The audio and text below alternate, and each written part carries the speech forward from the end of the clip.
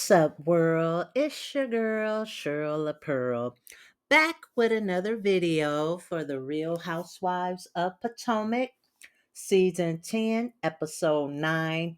And the name of this episode is Leak What You Speak. Everything I say is strictly my opinion and allege. So if you can get with that, we're going to jump right into it. So, this episode is a continuation of the argument between Kiana and Stacey. So, basically, the last comment was, I never trust you around my husband, that Kiana said to Stacey. And Stacey replied, You don't have a husband. So, as we continue this episode, Kiana hit her back with, Bitch, you don't either.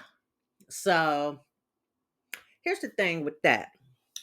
Since we know that Stacey is a known liar, or we allegedly believe she be lying, TMZ reported that they found some type of divorce decree and that she is divorced. But she could have got remarried. Who knows? She is omitting some stuff purposely. You know what I'm saying? So anyway, who knows? Who cares? That man is through booking to me. And you gotta be old school to know what through booking, meaning he is not cute. Not at all. So them pockets better be real cute. But anyway, they decide so Sharice is in the mix. They decide to call Chris to see if Stacey did in fact call him and tell him about Monique's conversation. So what's weird is they call Chris and it's like he's oblivious. Like, I don't know what them people talking about. Um so Sharice ends the conversation basically like, okay, thank you. And she did inform him that they were filming and everything, but he ain't getting no fire to it. So after that, Stacey is like, people just they choose to don't want to believe me no matter what I say. And for good reason, Stacey. I'm sorry, boo. I ain't rolling with you. For good reason. So then after she walks away, Wendy basically like, girl, they had you up against the ropes. They had you up against the rope. And Stacy's like, put some Vaseline on my ass. Put some Vaseline on my girl. You ain't gonna bust a grape.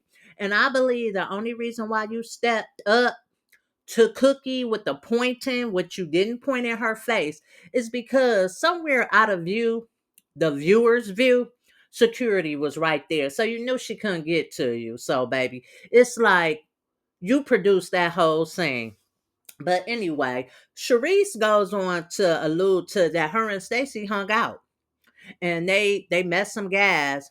And one of the guys went to the bathroom that Stacey was talking to, and his friend was like, well, he married. And Stacey was like, what that got to do with me? So it's given that Stacey was just looking to get with somebody, or she don't got no moral compass. She'll do whatever just to survive. You know, I don't really know, but it just was kind of stupid. But anyway, moving on, because I'm here for a short time because we got to do Married to Medicine. So Gizelle goes and gaslights Wendy and says Angel has a problem with you. So she go get Angel to check Wendy, and the whole thing is that when they first went on that first trip to Nevis, I guess they met at the airport. Wendy didn't speak, and she comes off as better than.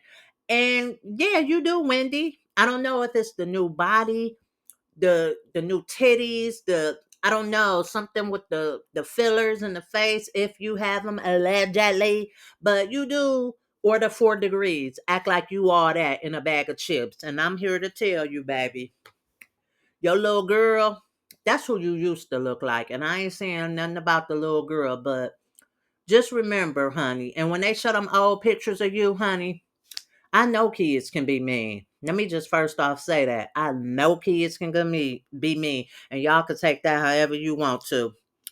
But Wendy basically tells her, you want to have a problem with me, and Angel was going like, you are kind of like just standoffish and nasty or whatever. And Wendy in her confessional was like, girl, fuck you.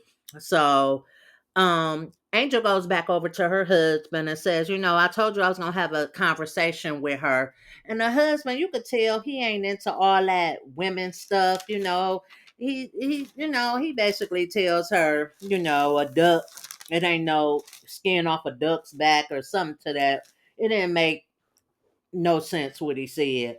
But in the midst of them talking, before she gets to the husband, they bring up the catfish comment. And Gizelle admits, I'm the one who brought it up because somewhere in Angel's brain, she seemed to think that Wendy brought it up. So even though Wendy ain't my favorite person, it's giving off you do just want to have a problem with Wendy. So after that, you got Kiana and Stacey getting into it again, you know. And Stacey, I mean, she getting back with Kiana. She ain't being no punk with it. But Kiana, I guess based on how your first season on the show as a friend in the fight, it could come off like you ain't gonna always use your words. And that's just me as a viewer. So Stacey actually after that exchange excuses herself. So she goes to it's an elevator to get out. So Jazzy follows her over there and was like, "Hey, I haven't seen you since my wedding."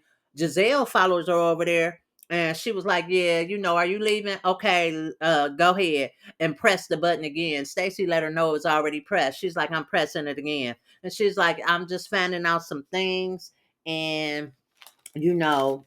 Until I wrap my head around it, you can leave. So Stacy leaves, and it's coming off as bullying, but Stacy, some of the stuff, how do I say this? Like, you not coming off as genuine, okay? And I see why they coming for you because it always got to be a villain and it always got to be a clique. But anywho, the next scene, while we on the subject of Stacy, is Stacy, excuse me, allegedly, Stacy husband Timo and her daughter. They're it looked like they grilling pizza on the grill or whatever. Maybe that's an oven out there on her patio. So, one of the producers or staff asked her, "Does Timo live there?" And she was like, "No, they're not living together."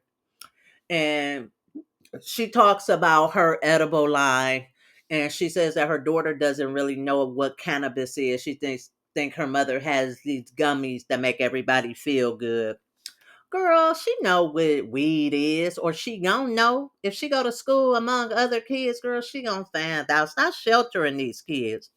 But I'm not gonna stick on this scene too long. But it just seemed like everybody was acting. Timo can't act; he just blank face. But her daughter, oh mother, it's just like somebody hit the little thing and was like, "Let's go, 3, 2, 1, you're on." And it just came off as forced and fake. And I don't like to talk about kids, but I'm sorry, it did, you know. And the daughter kind of ends with "Cheers to my mother." It just seemed like she was reading the script. I'm sorry, baby, but I don't really care. I will. I ain't talking about the baby too bad because her mom probably told her to do it. So anyway, moving on from that snooze fest, we get to Ashley. So Ashley's at home with her 2 boys, and her mother comes by. And they come in, her mother asks about the guy she was dating, and she's more so like she already has kids, she's already been married, and she was talking to Uncle Liam and there's other guys out there, and she ain't looking for that. So I don't know if that's what the guy was looking for, but you know, she don't seem interested.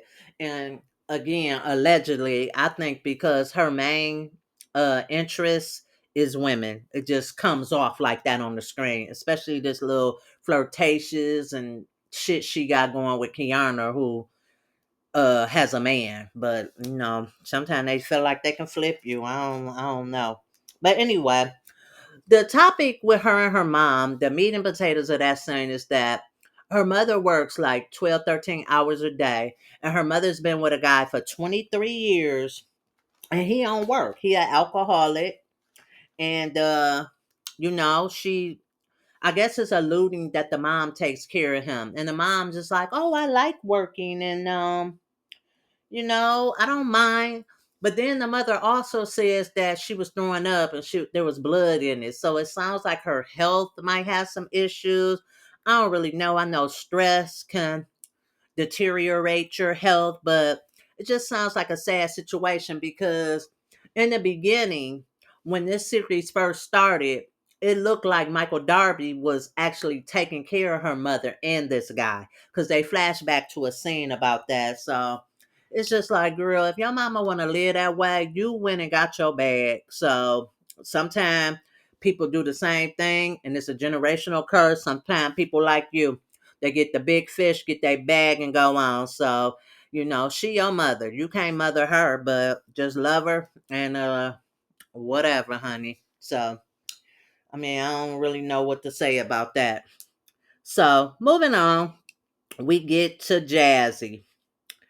And I think it looks like Jazzy lives in like a townhouse or something like, oh, I'm sorry. Back it up. The next scene we get to Kiana, because they're both I'm sorry, back it up, we get to Angel's having something at her rental. I'm sorry, they new girl, charge it to my head, not my heart. So they have a gathering at Angel's house with some little food and snacks and everything. It's her rental house, and in comes Tia. Then you have Gizelle. Then you have Ashley. And again, Ashley with the name brands. And also Kiana is there. She was the first to arrive. And she basically says that her husband's out back near the lake with the kids or something to that effect. And it's not really much to this scene. It's just they there, they eating. And they kind of talk about the divide between the ladies. Like Angel tells the girls that she found the house with 9 bedrooms. And I'm just like, girl, it's your husband, you, and 2 kids. I mean, this your first season. I mean, I ain't trying to count nobody pockets, but that just seemed extreme. She said that she found the house in Potomac, which is a pricey area. So, whatever. So then we pan to Jazzy's place, which is a townhouse. And in comes Wendy, in comes Stacey. So right there, you can see the divide. You can see that the majority of the ladies that are with Gizelle are on Team Gizelle. The ladies that are with Stacey, Jazzy, and Wendy are Team Stacey. So you can see that divide. And they basically talk about the day of Gizelle's event. And Stacy is basically like, Kiana, do you think she's coming for me? Do you think she has something with me? And Wendy says something like, well, you are her favorite toy in the toy box. You're going to have to answer to that when you get to a reunion, Wendy. Be prepared. Have it all prepared. Then it pans back to Giselle at Angel's house, and they talk about the vulnerability of Monique and what she said and shared with them. And if Stacey went back and told that was basically some whole shit, but whatever. It's panning back and forth. They all talking about Stacey, and then Stacey is talking about Kiana and the meetup. So Wendy suggests, as well as Ashley, in two different scenes, that they need to meet up with Monique and just put this to bed, see how Monique feels about it, see how Monique is gonna respond to the situation. So they agree. And Stacey makes it clear that she'll meet, but she don't want to have nothing to do with Kayana. She don't feel safe or comfortable around her. Cause Kayana, you give up off that nook and buck. So the next thing we pan to Kiana, she's at Greg's house and she has a brother, a tatted up bro, and in comes her mom. And the meat and potatoes of this scene is basically that she's letting her mom know that Greg wants her to move back in. He wants to pay off the condo and they should go looking at rings. Girl, I call Cap. And let me just tell you this. Sometimes when men have been married, because he was previously married, he got 3 kids, they don't want to get married again. Everybody knows that a lot of times once that marriage comes into play, things change. And I'm a 20-year married person. So, baby, I know from experience. So, I think that's his trepidation. If he can have the cow and the milk, then he would do it. But that little piece of paper changes so much, and like I said, he already been through it. So I don't know. Her mother ain't really feeling it. Ain't She's like, oh, he want to pay off the condo before the marriage, and I'm like, it shouldn't be that much force. They've been together 3 years, but like I said, some men get scorned. And especially, I don't know if he had a messy divorce. They just don't want to go through that shit no more. It'd be a lot of stress with that. So I just think she a pretty girl and he like what he getting out of it and he don't really want it. But if he could keep you with some money, then so be it. So her mother wasn't impressed with it. Her mama talking right. Mama really is talking right. So, whatever. I think she so want to impress the girls. I mean, it's called Real Housewives of Potomac, and half of the girls ain't even got no damn husband. So I don't know. But anyway, let's get to the last and final scene. So the last and final scene is a meetup at a restaurant. So Ashley arrives first in a Fendi dress with a Chanel purse. I told you she been labeling up. Damn, what was that bad? What was that bad, girl? I mean, it's 10 seasons. We ain't never seen you a name brand. I'm just shocked. I mean, it just was real rainbowish. So anyway, she arrives first, tells the lady she has 5 people coming. The next person come is Kiana. And this is where I got to speak on it. Kiana, you had no reason to be there. None. None. I don't give a damn. None whatsoever to be there. You and Stacey stay getting into it. You don't have nothing to do with it. You just shouldn't have been there. Okay? So next. The next person in is Monique. And when I say that is a beautiful woman, big Birkin bag, all legs and face. She a pretty woman. She's a gorgeous woman. She came in there, cute little skirt, just stunting on their ass. And I was like, go off, Monique, go off. No hater here. So she comes in and they try to fill her in, Kiana, on that she was on the phone with Cookie, and Cookie said that Chris called. He was upset that somebody in our group went back and said you was a piece of meat and his sex was bad or whatever, filling her in on the bullshit. So basically, again, unfazed. And she's like, basically, all 3 of them people lying. They are liars. I mean, she maybe not know Stacey is a liar, but she was like Cookie and her husband, who she was with all them years. You know, it's just some fake stuff. So Wendy comes in and basically uh Monique asks Wendy, what's your take on it? And what do you have to add? And Wendy lets her know that Stacey said that she did not call Chris. So Wendy goes down this list of possible people that it could be that called Chris. And I just was like, Wendy, girl, you need to go down that other list, the list of things that were taken. But anywho, nah, but she says the first person could have been Kiana. And the second person could have been Angel because Bobby knows Chris. Then she said it could be Giselle because she cozied up with Cookie.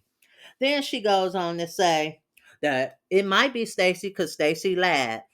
So anyway, Stacey wound up arriving and in her QVC leopard outfit and leopard purse. You know, I'm sure it's from QVC. And Stacey lets it be known that she only want to talk to with Wendy there and Monique. She don't want Ashley and Kiana there. And Kiana basically excuses herself to the bar. But see, what you should have did is excuse yourself to the hell home. You know what I'm saying? I don't know if y'all get paid to show up in scenes or how that goes or whatever, girl, but it was just no need for you to be there. You know what I'm saying? And I wouldn't talk in front of you either because we know you're going to interject. We know you're going to have something to say. So Kiana goes to the bar and Monique lets her know that I didn't know that you were still in communication with my ex-husband because I don't fool with people who are in communication with him. You know what I'm saying? So she she brings out her phone to show some text. Her and her daughter was on some magazine, and she shows text that Chris was like, nice pig, and then like, oh, she wasn't responding back. But she could have deleted her portion because we have established that this girl be lying. And she reads the text, and the way it comes off is that Chris is basically chasing her, which is petty. If you know she on the show actively filming and you know your wife about to come on the show, your ex-wife, then why are you even in communication with somebody on the show? You knew it was going to become a topic. So it just makes it sound like you're bitter. And Monique also says that the co-parenting is a strain because sometimes when you don't want them, they don't want to have nothing to do with the kids. And I'm not saying that's what's going on, but sometimes they treat the kids kind of to the side if that happens. So who knows. It's just sad though. But anyway, she lets Stacey know. Be careful with him because there's a lot of stuff that went on. A lot of stuff that people don't know. And that's why I'm not with him. I'm just warning you. And now if that gets back to Chris, then we know that she is the culprit. And it's just, girl, is it more men in Potomac or you just looking? Stacey saying like she in survival mode. And I don't know where all these women feel like they have to come on with a man every time to be solidified, girl. And then you go back and get Timo, who didn't even film none last year. This is our first time seeing him, and we are not pleasantly surprised. So it's just sad, but I'm interested to see where this story gonna go. Is the truth gonna come out and who the culprit is that really went back to Chris, if anybody?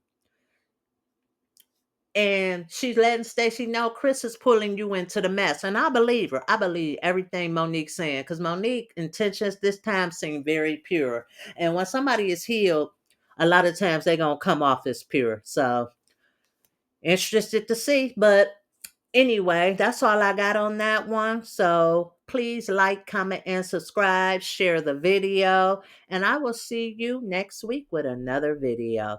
Have a nice week.